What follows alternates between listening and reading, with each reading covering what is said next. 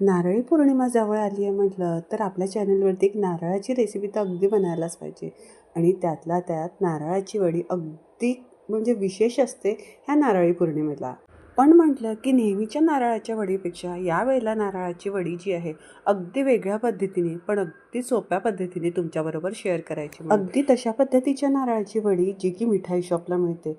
मग काय पद्धत अतिशय सोपी आहे, अजिबातही किचकट किंवा वेळ खाऊ अजिबातही नाही.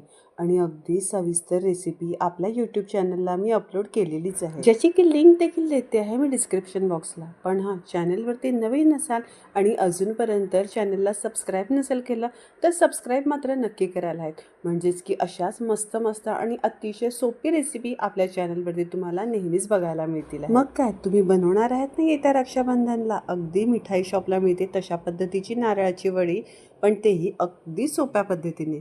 मग काय रेसिपी आवडली असेल तर रेसिपीला एक लाईक आणि जास्तीत जास्त शेअर नक्की करायला आहे. पुन्हा भेटूया अशाच नवीन रेसिपीसोबत. तोपर्यंत होम शेफ